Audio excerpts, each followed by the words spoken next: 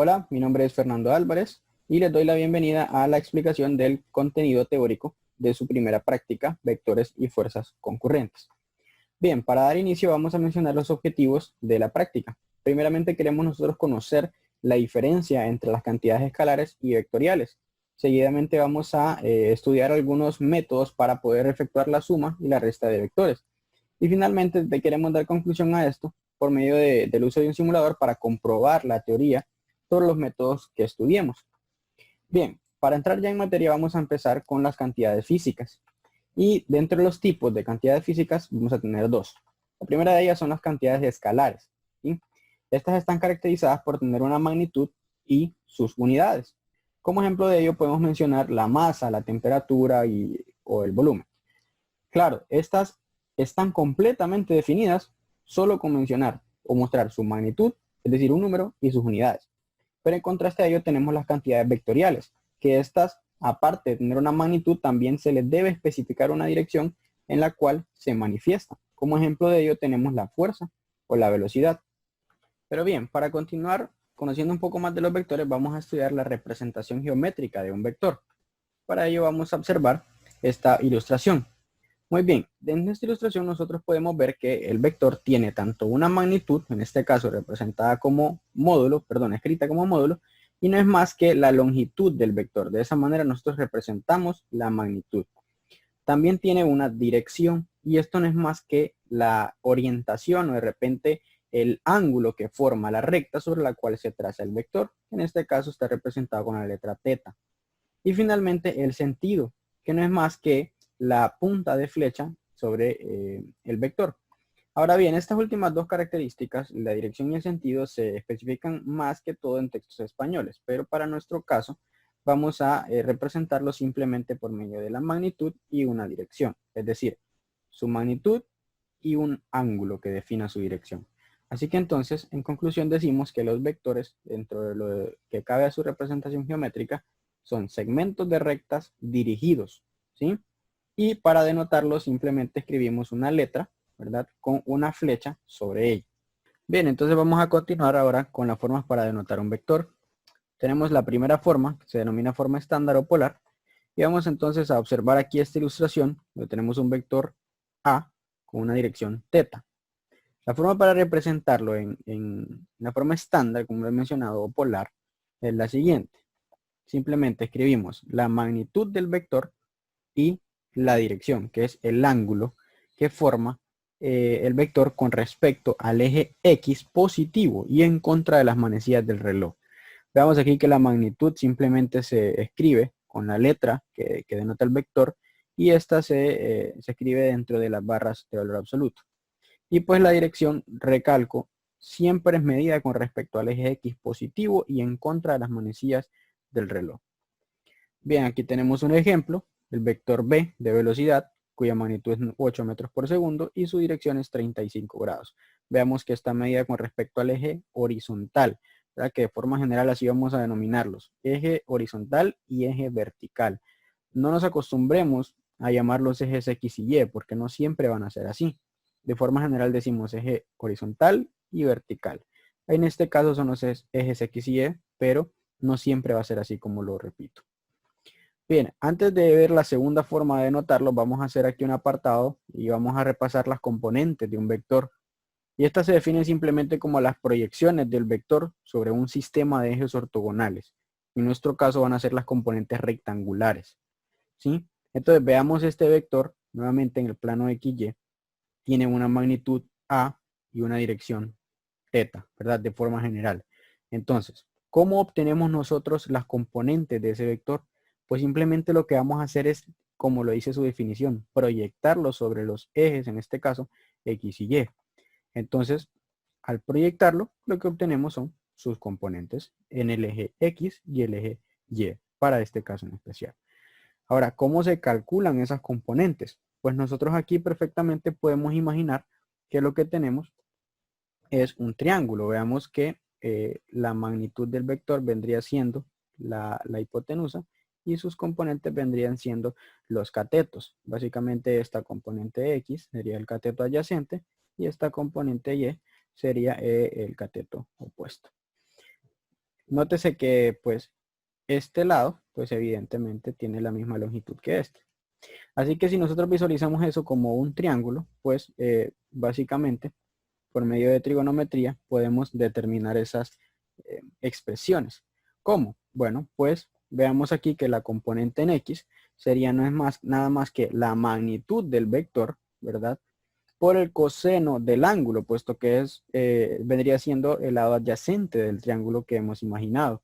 Así que de esa manera obtenemos la componente en X. Y análogamente la componente Y, pues vendría siendo o el lado opuesto a ese ángulo, así que lo relacionamos con la función seno, es decir, la magnitud A por el seno de teta.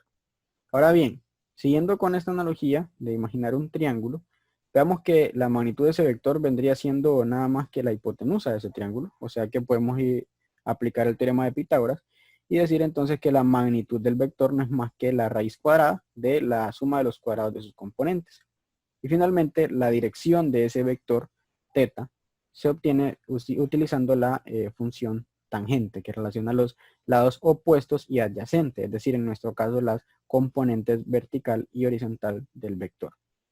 Entonces ahora sí, vamos a pasar a ver la segunda forma de notación, que es la notación vectorial. Esta se hace por medio de los vectores unitarios o versores, también llamados así, y J y K, los cuales nosotros podemos ver en esta figura. Veamos que no son más que vectores, como su nombre lo dice, unitarios, ¿sí? Unitarios, es decir, que tienen magnitud 1, y estos son vectores paralelos a los ejes X, Y y Z. Entonces, pues estos vectores, como repito, tienen magnitud 1 y son simplemente, básicamente están sobre los ejes X, Y y Z. Entonces, a través de esos vectores, nosotros, ¿qué es lo que podemos hacer? Pues representar un vector. Imaginemos un vector con tres componentes rectangulares, pues lo que tendríamos es básicamente, a esto se le denomina combinación lineal de las componentes, que las componentes básicamente ya vimos previamente cómo es que se calculan, ¿verdad? Vendrían siendo estas, sus componentes en X, Y y Z en este caso, porque es un vector con tres componentes, y los vectores unitarios en este sería básicamente en la dirección de X, este en la dirección de Y y este en la dirección de Z. Así que esa es la segunda forma de denotar los vectores. Y así podemos nosotros tener dos maneras de hacerlo. Ahora sí vamos a dar paso a las operaciones vectoriales. Dentro de ellas, pues la primera que tenemos es la multiplicación de un vector por un escalar. ¿Qué pasará si nosotros multiplicamos una cantidad de escalar por una cantidad vectorial? Pues veámoslo acá. Definamos entonces un vector b y una cantidad alfa, que es escalar. Al multiplicarlo, nosotros lo que tenemos es lo siguiente. Veamos qué pasa con respecto a su magnitud.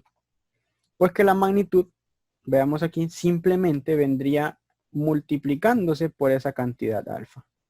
Es decir, que la magnitud se va a incrementar alfa unidades o se va a reducir, ¿verdad? Alfa unidades. Eso es dependiendo de si alfa es mayor que 1 o alfa está entre 0 y 1, ¿verdad? ¿Y qué pasará entonces con respecto a su dirección? Pues que la dirección va a ser la misma de b si alfa es mayor que 0 y opuesta a b si alfa es menor que 0. Así que eso es lo que pasa al multiplicar una cantidad de escalar por una cantidad vectorial. Bien, ahora sí vamos a ver entonces la suma y la resta de vectores. Aquí nosotros el objetivo que tenemos es básicamente obtener un vector resultante, es decir, el vector que resulta, como el nombre lo dice, de sumar o restar dos o más vectores. Entonces, para sumar o restar vectores existen tanto métodos gráficos como analíticos. Y vamos a ver entonces cuáles son esos. Bien, dentro de los métodos gráficos tenemos tres de ellos. El método del triángulo, que nos sirve para sumar dos vectores, el método del paralelogramo, igualmente para sumar dos vectores, y el método del polígono, que este sí nos permite sumar más de dos vectores. Y dentro de los métodos analíticos tenemos básicamente uno, que es el método de las componentes, en el cual lo que hacemos en principio es descomponer el vector, o los vectores mejor dicho. Bien, entonces vamos a ver primero los métodos gráficos y el primero de ellos es el método del triángulo. Como el nombre lo dice, la idea aquí es formar un triángulo con el vector resultante, es decir, el que se obtiene al sumar o restar dos vectores. Entonces, tomemos estos dos vectores, digamos los vectores A y B, ¿Y qué es lo que vamos a hacer? ¿Cómo nosotros vamos a obtener el vector resultante aplicando este método? Entonces vamos para eso a formar aquí un plano y en él vamos nosotros a aplicar ese método. Entonces, primero vamos a dibujar uno de los dos vectores. Nosotros decidimos cuál. Entonces, en este caso voy a decidir comenzar dibujando más o menos el vector A. Para esto yo tengo que considerar tanto la magnitud como la dirección de ese vector. Entonces, digamos, este es el vector A y pues estoy considerando su magnitud, su dirección, perdón, llamémosla teta. ¿Y qué es lo que vamos a hacer con el siguiente vector? Pues nosotros tenemos que imaginar como si al final del primer vector que trazamos se ha desplazado nuestro origen de coordenadas. Es como si lo desplazásemos del punto inicial. Entonces justo ahí nosotros vamos a dibujar el segundo vector, que básicamente sería más o menos así, siempre considerando la magnitud y la dirección. Recordemos que la magnitud está relacionada en principio con la longitud. ¿Y cómo obtenemos el vector resultante? Pues muy sencillo, simplemente es el vector que se obtiene de es el punto del origen, ¿verdad? Hasta el punto final del último vector que nosotros dibujemos. Entonces, ese vector es el vector resultante, tal y como se muestra en la siguiente figura. Esto nosotros lo hemos explicado paso a paso y es así como debería de quedarnos, ¿verdad?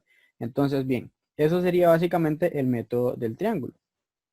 Ahora bien, el método del paralelogramo es un tanto parecido, pero acá nuestra idea es, aparte de obtener el vector resultante, eso lo vamos a hacer pero por medio de la diagonal de un paralelogramo, ¿verdad? A eso se debe su nombre. Así que para ello vamos a considerar nuevamente los mismos dos vectores y vamos a trazar otra vez nuestro eje de coordenadas. Pero ahora, ¿qué vamos a hacer? Bueno, pues que la diferencia de esto es que el primer vector, nuevamente consideremos el vector A, lo vamos a trazar, pero la diferencia va a ser que el segundo ya no se va a dibujar, ¿verdad? Seguido del primero, como lo hacíamos en el método anterior, sino que lo vamos a dibujar también desde el origen, considerando nuevamente su magnitud y su dirección.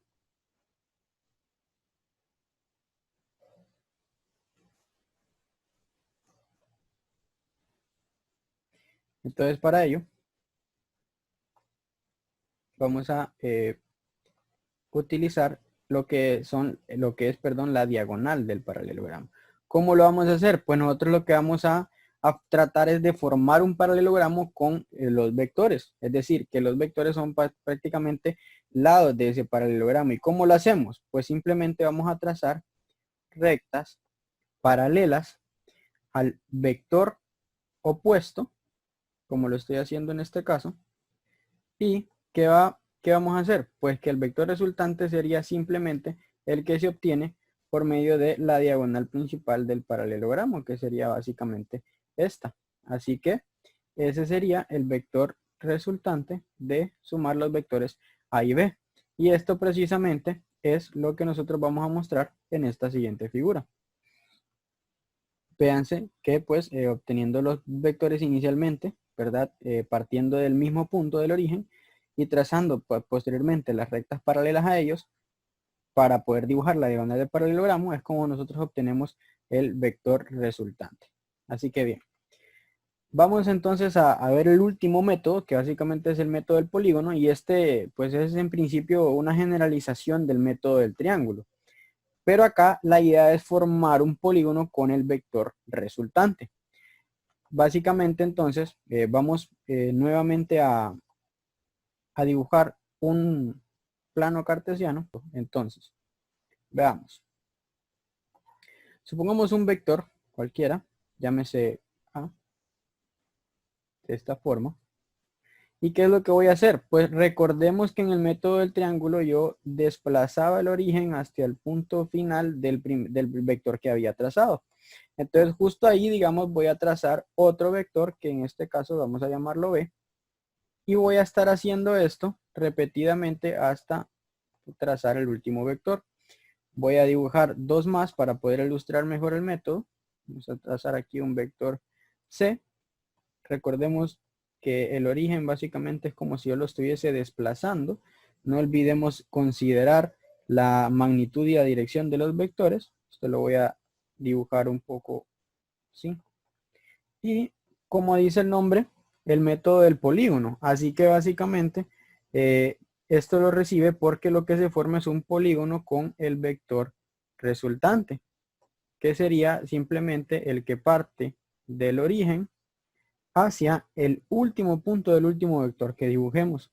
Y esto básicamente es lo que nosotros mostramos en la siguiente figura.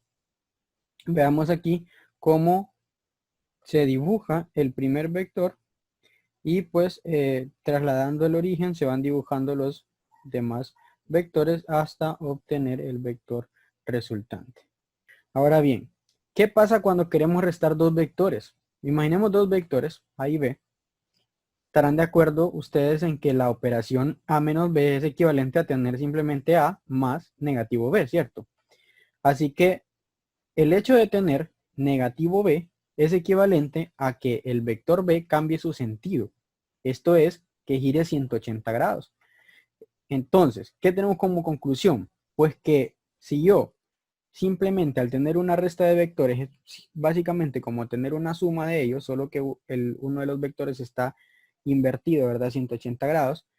En conclusión, todos los métodos que previamente vimos son igualmente aplicables, no olvidando, ¿verdad?, la consideración del giro de 180 grados, que si consideramos aquellos dos vectores A y B, básicamente lo que tendríamos es lo siguiente.